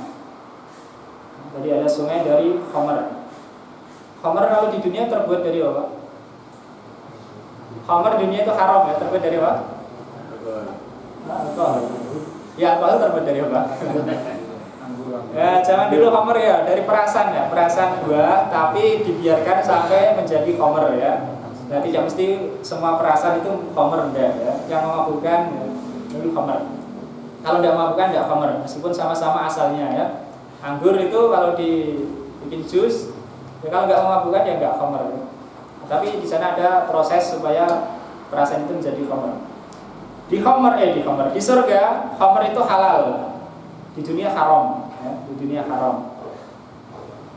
Bahkan dalam suatu hadis orang yang minum khamr di dunia kalau mati belum bertobat, maka haqqan 'ala Allah ayusqiyahu tinatal khobal, dan menjadi ketetapan bagi Allah untuk memberikan minum di akhirat nanti tinatul khobal. Tinatul khobal itu adalah peluhnya ahli neraka, seperti darah, nanah, ya, kotorannya ahli neraka. yang tentu saja panas dan berbau dan sebagainya, itu balasan bagi orang minum khamar di dunia dan belum tobat, ya, dan tidak tobat. Khamar di surga halal bagi penghuni surga, ya, dan tidak bikin pusing, tidak pula bikin mabuk. Allah menyebutkan ladzati lisyaribin, yang lezat bagi orang-orang yang meminumnya. Dan satu lagi wa anharin min asalin musaffa, dan sungai-sungai dari madu yang disaring, madu yang telah disaring. Jadi ada 4 sungai disebutkan dalam surah Muhammad: sungai air, kemudian sungai susu, sungai khamar, dan sungai madu. Semoga Allah Subhanahu wa taala memberikan rezeki pada kita untuk dapat meminumnya di surga. Amin Allahumma amin. Dan saya ingin melanjutkan, telah datang keterangan dalam hadis-hadis bahwasanya sungai-sungai di surga itu mengalir tanpa hudud dan tanpa hanadik. Maksudnya, kalau sungai di dunia itu di mana mengalirnya, Pak? Di sungai ya, di sungai. Aliran air itu mengalir mungkin di tempat yang rendah, ya, kiri kanannya itu lebih tinggi, kan begitu, mengalir. Atau di tempat yang biasa tapi ada temboknya, bukan begitu? Ya kan? Jadi misalnya ini tempat, ya, yang lebih rendah air itu mengalir. Atau misalnya air kita alirkan di sini, maka apa syaratnya? Harus dikasih dinding kiri dan kanan, ya. Itu sungai di dunia.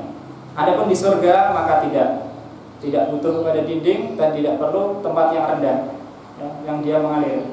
Jadi dia bisa dialirkan oleh penghuninya kemanapun penghuninya mau, ya. Tidak membutuhkan kepada batas kiri dan kanan, dan tidak khawatir alirannya itu akan kemana-mana. Berkata Ibnu Qayyim, anharuha min ghairi ukhdudin jarat subhana mumsikuha anil faidon, ya. Sungai-sungai surga itu tanpa ada hudud, tidak ada batas-batasnya, tidak ada tembok-temboknya, dia bisa mengalir. Maha suci yang menahannya dari faidah. Faidah itu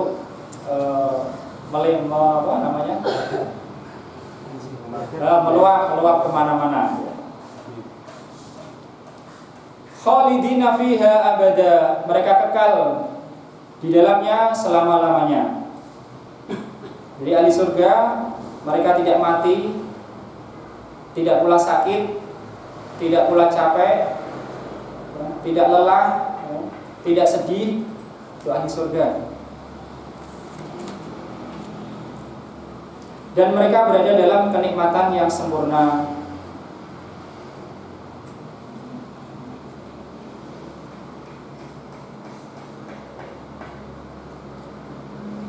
Dan kekal, ya, di dalam kenikmatan itu adalah kesempurnaan kenikmatan. Misal orang kafir misalnya, ya, mendengar apa yang diberitakan Allah tentang surga, mungkin mereka maulah membuat, mungkin punya dana, punya uang. Saya juga bisa membuat istana misalnya, bisa mendatangkan buah-buahan, bisa mengalirkan sungai di rumah-rumah. Tapi apa yang mereka tidak bisa? Yang mereka tidak bisa adalah kekal dalam kenikmatan tersebut. Pasti mereka akan meninggalkan dunia atau dunia akan meninggalkan mereka.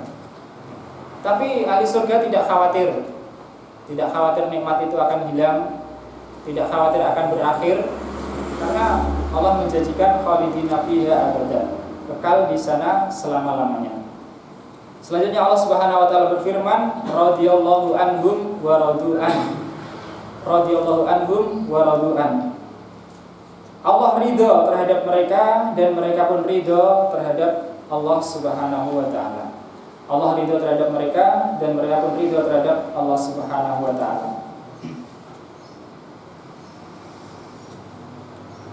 Ahli surga ketika mereka sudah diberi kenikmatan yang banyak,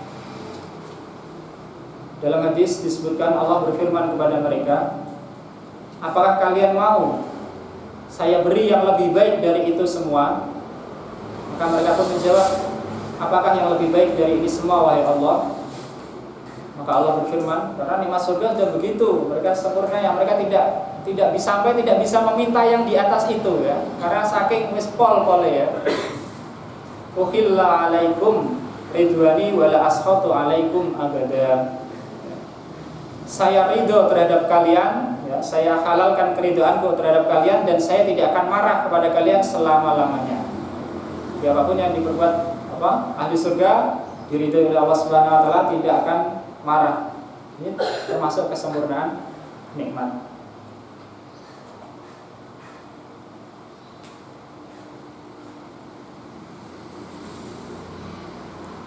Dan sesuai urutan mushaf ya, sebelumnya disebutkan dalam surah Wadduha, Ad-Duha, Allah berfirman pada Nabi Muhammad, wala saufa yu'tika rabbuka fatardo, dan Allah dan Rabbmu akan memberikan kepadamu maka kamu akan ridho ya.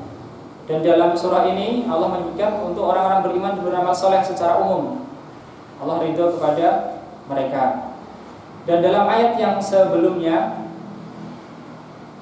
sebelum surah Ad-Duha, surah Al-Lail ya, Allah berfirman, wa sayujannabuhal atqa alladzi yu'ti malahu yatazakka, sampai firman Allah wala saufa yardo, dan akan dijauhkan dari neraka orang yang bertakwa. Orang yang bertakwa, yang memberikan hartanya ya, untuk menyucikan dirinya, hanya mengharap ridho Allah Subhanahu wa taala, maka Allah mengatakan wala saufa yardo, dan kelak dia akan ridho. Seluruh yang kita ketahui, ahli tafsir dari kalangan ahli sunnah mengatakan surah Al-Lail ya, itu turun berkenaan dengan Abu Bakar As-Siddiq radhiyallahu anhu. Jadi surah Al-Lail turun berkenaan dengan Abu Bakar As-Siddiq radhiyallahu anhu. Wa sayujannabuhal atqa, akan dijauhkan orang yang paling bertakwa, itu adalah Abu Bakar. Alladzi yu'ti malahu yatazakka, yang memberikan hartanya untuk menyucikan diri, Abu Bakar. Wala saufa yardo, dan kelak dia akan ridho, itu adalah Abu Bakar As-Siddiq radhiyallahu anhu. Jadi Abu Bakar Nabi disebutkan, dan keumuman kaum muslimin yang beriman dan beramal soleh disebutkan Allah ridho, dan mereka pun ridho terhadap Allah Subhanahu wa taala.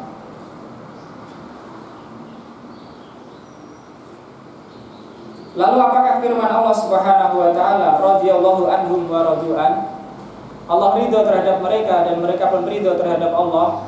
Ayat ini apakah mengabarkan keadaan di surga atau juga di dunia? Maksudnya apa? Maksudnya ayat ini di dunia, di surga mereka diberi begitu kenikmatan yang banyak oleh Allah, mereka pun ridho dan Allah pun ridho kepada mereka, ataukah sejak di dunia mereka sudah ridho terhadap Allah dan Allah sudah ridho terhadap mereka? Saya membawa ayat ini pada umum ya, umum artinya di dunia dan di surga. Di dunia orang-orang beriman pun ridho terhadap Allah dan Allah pun ridho terhadap mereka.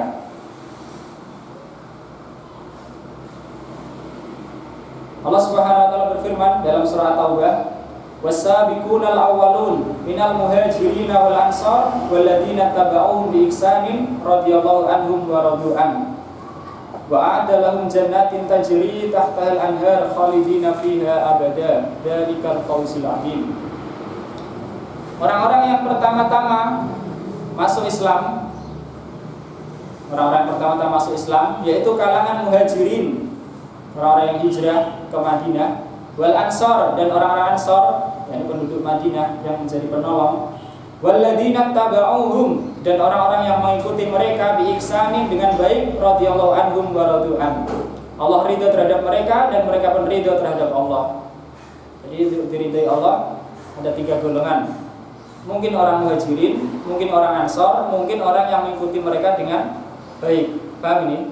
Ini ayat surat At-Taubah ayat 100. Wasabiqunal awwalun minal muhajirin wal ansar walladzina tabauhum bi ihsanin, dan orang-orang yang mengikuti mereka dengan baik. Jadi orang-orang Syiah tidak punya bagian. Orang-orang Syiah tidak punya bagian. Mereka bukan muhajirin, mereka bukan ansar, malah mereka benci kepada orang muhajirin dan ansar ya. Dan yang mendapat bagian adalah walladzina tabauhum bi ihsanin, dan orang-orang yang mengikuti mereka dengan baik. Radhiyallahu anhum wa radu'an.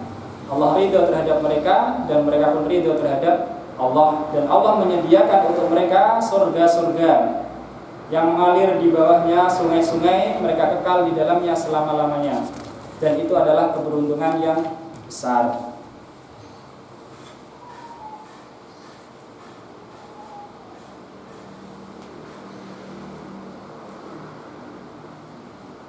Dan juga firman Allah yang menunjukkan keridhaan Allah terhadap sebagian sahabat Nabi, yaitu yang ikut bai'atur ridwan, bahkan bai'ahnya saja disebut bai'atur ridwan, terjadi pada tahun ke-7 Hijriah. Laqad radhiyallahu 'anil mu'minin id yubayyi'unaka tahtas syajarah. Sesungguhnya Allah ridho terhadap orang-orang yang beriman ketika mereka berbaiat kepadamu di bawah pohon, di bawah suatu pohon, karena kejadiannya waktu itu di Hudaybiyah ketika mereka terhalang dari umroh.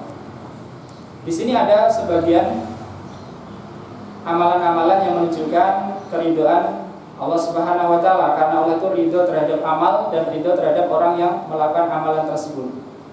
Yang pertama secara umum tentu beriman dan beramal soleh, sebagaimana ayat tadi, innal ladzina amanu wa amilus solihati ulaika hum khairul bariyah, sampai firman Allah radhiyallahu anhum wa radu'an, yaitu orang-orang yang beriman dan beramal soleh. Kemudian termasuk amalan yang diridhai Allah Subhanahu wa taala adalah menginfakkan harta untuk mencari ridha Allah. Menginfakkan harta untuk mencari ridha Allah. Allah Subhanahu wa taala berfirman, "Wa masalul ladzina yunfiquna amwalahum ibtigha'a mardatillahi wa tasbita min anfusihim kamasali jannatin bi rabbwah asabaha wabilun fa'atat ukulaha difain." Dan perumpamaan, penjelasan orang-orang yang menginfakkan harta-harta mereka karena mencari keridhaan Allah dan keteguhan dari jiwa-jiwa mereka, maka perumpamaannya seperti kebun, seperti ladang birobwatin, di tempat yang tinggi, di dataran tinggi, asabaha wabilun, yang menimpanya hujan yang lebat, yang hujannya cukup banyak, fa'atat ukulaha difain, maka dia memberikan buahnya itu 2 kali lipat. 2 kali lipat. Sudah tempatnya tinggi, subur, hujannya cukup, ya hujannya lebat, maka 2 kali lipat hasil buahnya. Kemudian termasuk hal-hal yang bisa mendatangkan keridhaan Allah Subhanahu wa taala adalah seseorang itu ridho ketika diuji oleh Allah Subhanahu wa taala. Seseorang ridho ketika mendapat ujian dari Allah Subhanahu wa taala. Rasulullah sallallahu alaihi wasallam bersabda, "Inna idzamal jazaa ma'a idzamil bala." Sesungguhnya besarnya pahala itu bersama dengan besarnya ujian. Kalau ujiannya besar, pahalanya besar. Wa innallaha, dan sesungguhnya Allah, idza ahabba qauman, jika Allah itu mencintai suatu kaum, ibtalahum, Allah akan menguji mereka. Jadi kalau ada jenengan, mungkin di antara ada yang merasa kok saya dapat ujian terus dari Allah ya, barangkali Allah mencintai panjenengan itu ya. Jangan sedih ya. Karena Rasulullah bersabda, wa innallaha idza ahabba qauman ibtalahum. Dan sesungguhnya Allah jika mencintai suatu kaum, Allah akan menguji mereka ya. Allah akan menguji mereka. Faman radiya falahu ridho. Barang siapa yang ridho ya, akan ujian tersebut, maka baginya lah keridhaan. Wa man sakhita fa alaihi sukhtu. Barang siapa yang marah karena ujian tersebut, maka dia juga mendapat kemarahan. Jadi salah satu sebab mendapat keridhaan Allah adalah ridho terhadap ujian Allah. Termasuk penyebab keridhaan Allah adalah orang bersyukur ketika selesai makan dan minum. Rasulullah bersabda, "Innallaha la yardu 'anil abdi ayyakulal aklata fayahmadahu 'alaiha aw yashraba syarbata fayahmadahu 'alaiha." Sesungguhnya Allah sungguh ridho terhadap seorang hamba yang apabila dia makan makanan atau minum, dia makan makanan lalu memuji Allah, atau dia minum minuman lalu dia memuji Allah atas minuman tersebut. Jadi banyak bersyukur ketika makan minum mendapat ridho Allah Subhanahu wa taala. Bukan banyak makannya ya, banyak syukurnya ya. Kalau banyak makannya ya tidak. Dan makan itu Rasulullah menganjurkan atau memerintahkan pakai tangan kanan, ya, dengan duduk pakai tangan kanan. Karena sabda Nabi, setan makan dengan tangan kiri. Maka orang Muslim harus berbeda dengan setan. Kemudian diantara amalan yang mendatangkan ridho Allah Subhanahu Wa Taala adalah siwak atau gosok gigi. Dari hadis Aisyah, Rasul bersabda, as-siwaku mutahhiratun lil fam murdatun lir rabb. Siwak itu bisa membersihkan mulut dan mendatangkan keridhaan Rabb, mendatangkan keridhaan Tuhan, ya, keridhaan Allah. Jadi rajin gosok gigi, ya, siwak supaya mendapat keridhaan Allah Subhanahu Wa Taala, ya. Dan niatnya karena Allah Subhanahu Wa Taala.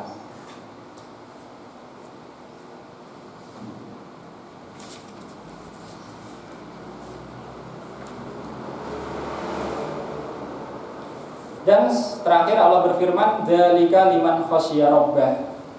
Dzalika liman khasyiya rabbah. Dzalika, hal itu maksudnya adalah balasan-balasan yang telah disebutkan tadi.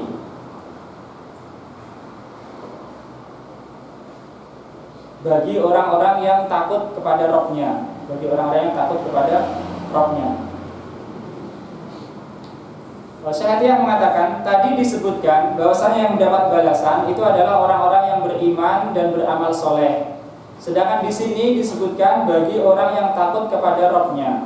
Ini menunjukkan bahwasanya amalan-amalan tersebut, jadi amalan-amalan orang yang beriman dan beramal soleh, amalan-amalannya itu muncul dari mereka itu motivasinya adalah raghbah wa rahbah. Raghbah itu keinginan untuk mendapatkan pahala Allah, dan rahbah itu adalah takut mendapatkan siksa Allah Subhanahu wa Ta'ala. Jadi niatnya ikhlas, sebagaimana dikatakan salah seorang tabi'in atau tabi'ut tabi'in. Perkataan ini masyhur, mungkin di antara kita sudah banyak yang mendengar.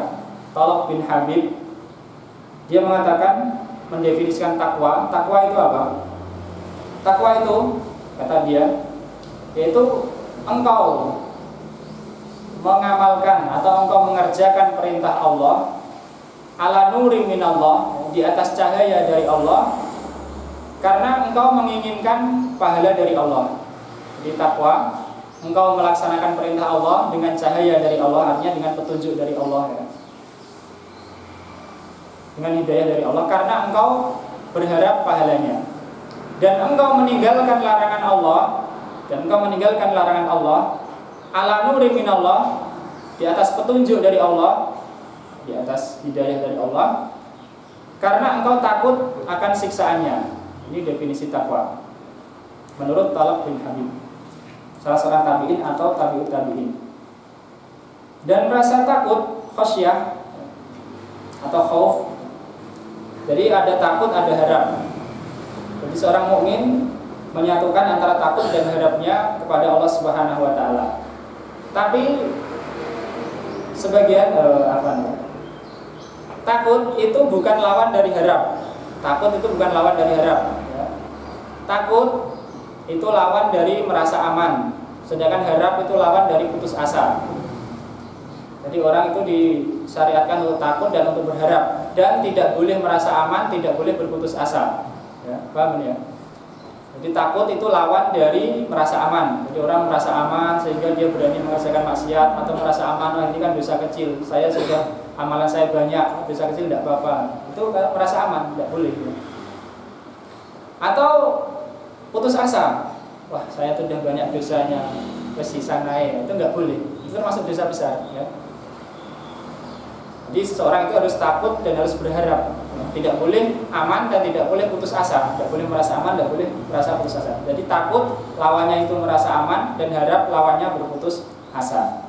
Dan nas-nas banyak sekali menyebutkan tentang balasan orang yang takut kepada Allah Subhanahu wa Ta'ala. Waliman khaufa maqama rabbih jannatan, dalam surah Ar-Rahman. Dan bagi orang yang takut, maqama rabbih jannatan. Apa artinya maqama rabbih? Bisa berarti kedudukan Rabb-nya. Orang yang takut akan kedudukan Rabb-nya, maka mendapat 2 pahala. Tapi ada arti lain, maqama rabbih, artinya orang yang takut ketika nanti dia berdiri di hadapan Allah. Karena maqam itu artinya tempat berdiri atau waktu berdiri. Jadi orang yang takut karena mengingat nanti waktu dia menghadap Allah Subhanahu wa taala, maka balasannya mendapat jannatan, 2 surga. Dan juga firman Allah, wa amman khaufa maqama rabbih wa nahan nafsa 'anil hawa fa innal jannata hiyal ma'wa. Dan adapun orang yang takut maqama rabbih, kedudukan Rabbnya, atau takut saat menghadap kepada Rabbnya nanti, dan dia mencegah dirinya, mencegah hawa nafsunya, maka baginya sesungguhnya surgalah tempat tinggalnya. Dan para malaikat pun disifati Allah dengan sifat takut. Ya khaufuna rabbahum min fawqihim wa yaf'aluna ma yu'marun. Mereka takut kepada Rabbnya yang ada di atas mereka. Jadi para malaikat pun takut kepada Tuhannya yang berada di atas mereka, dan mereka mengerjakan apa yang mereka diperintahkan. Dan seseorang jika ingin mengetahui apakah dia itu sudah takut kepada Allah atau tidak, maka lihatlah ketika dia berada sendirian, tidak bersama orang lain. Allah Subhanahu wa taala berfirman, "Innal ladzina yakhshawna rabbahum bil ghaibi lahum maghfiratu wa ajrun kabir." Sesungguhnya orang-orang yang khasyah, takut kepada Rabbnya, takut kepada Tuhan mereka, bil ghaib, dalam keadaan ghaib, dalam tidak keadaan ramai, maka bagi mereka adalah ampunan dan pahala yang besar.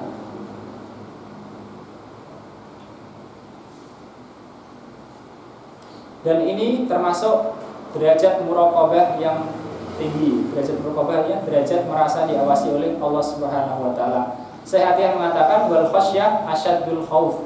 Khasyah itu adalah takut yang sangat, ya, takut yang sangat. Adapun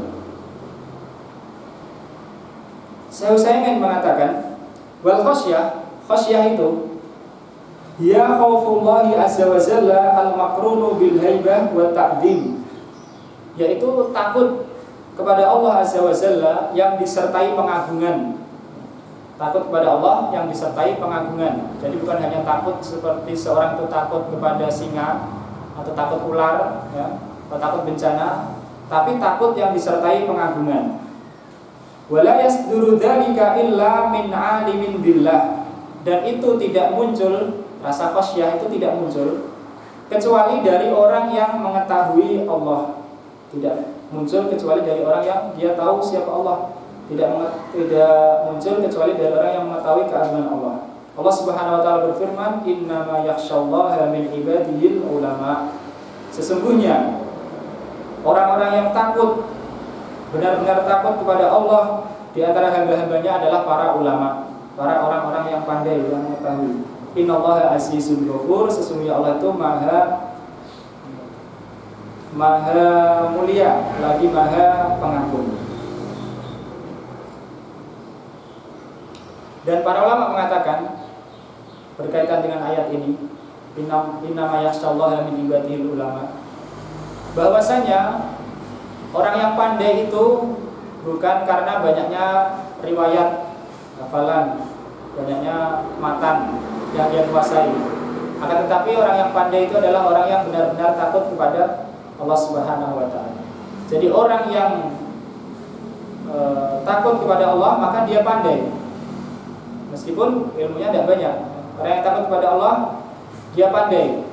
Semakin besar rasa takutnya, semakin besar pula kepandaiannya. Begitu juga orang yang berani bermaksiat kepada Allah, maka dia adalah orang bodoh. Meskipun hafalannya banyak, ya. Orang yang berani bermaksiat kepada Allah, itu dia orang yang bodoh. Kadar maksiatnya semakin besar, dari kebodohannya semakin besar. Dan di sini adalah akhir dari tafsir kita atau pelajaran kita pada kesempatan kali ini. Mau dilanjutkan, Pak? Kita tutup sampai sini dulu. Terima Pak Mun.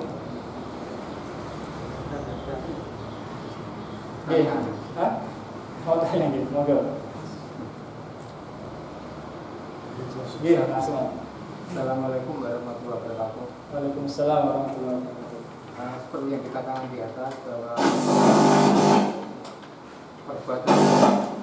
perbuatan ada yang bersifat zahir dan ada yang bersifat batin. apa yang bersifat batin, seperti sangka, itu termasuk nanti dihisab enggak? Seperti apa, Pak? Sangka menuduh itu kan itu untuk perbuatan batin, Iya. hisab. Ya. Nah, semacam itu nanti dihisab enggak? Allah SWT. Pertama itu, kedua masalah tadi sikat dan siwak tadi. Seperti apakah sikat gigi itu bisa dikatakan termasuk dari siwak? Juga ada cara terbentuknya semacam terima kasih. Ya. Apakah perbuatan batin ya seperti prasangka, seperti mungkin rasa tidak suka, mungkin ada pula iri, apakah itu akan dihisab oleh Allah Subhanahu wa taala? Ya tergantung. Kalau diturutkan maka itu bisa dihisab. Kalau diturutkan ya, prasangkanya diturutkan sampai menjadi benci ya. Kemudian hasadnya diturutkan ya, sampai menjadi benci, tidak suka, itu akan dihisab. Tapi kalau tidak diturutkan ya, misalnya di dalam hati, karena seorang itu tidak bisa lepas dari bisikan setan ya. Tapi kalau ada bisikan setan dia tolak, maka ini insya Allah tidak membahayakan. Seperti itu. Orang Arab bilang ma yakhlu jasadun min hasad ya. Tidak ada jasad itu yang terlepas dari hasad. Akan tetapi orang yang mulia itu tidak menurutkan, tapi orang yang hina itu menurutkan hasadnya. Jadi memang potensi hasad, potensi prasangka itu semua orang ada potensinya ya. Tapi orang yang baik, orang yang mulia tidak diturutkan, bahkan dilawan ya, dan berlindung pada Allah Subhanahu wa taala. Tapi orang yang buruk diturutkan dan itu akan menjadi dosa ya. Allah Subhanahu wa taala berfirman tentang hari kiamat, yaumatu bilas sarair, akan dinampakkan hal-hal yang tersembunyi. Adapun siwak, gosok gigi apakah bisa disebut siwak? Bisa, bisa. Jadi semua yang bisa membersihkan gigi, membersihkan mulut ya, gosok itu bisa masuk kategori siwak ya. Demikian yang saya ketahui. Sedih.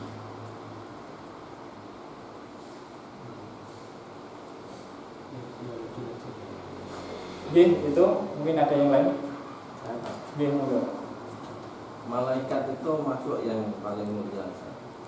Apakah boleh memberi nama pada anak itu nama-nama malaikat?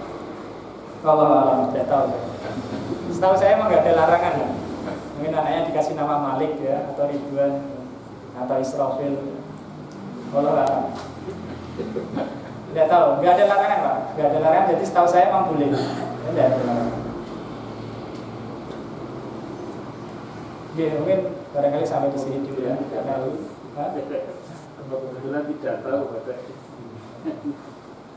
apa namanya, karena timurnya maju, kita coba sampai di sini. Semoga bermanfaat bagi kita semua. Subhanallah, Assalamualaikum warahmatullahi wabarakatuh.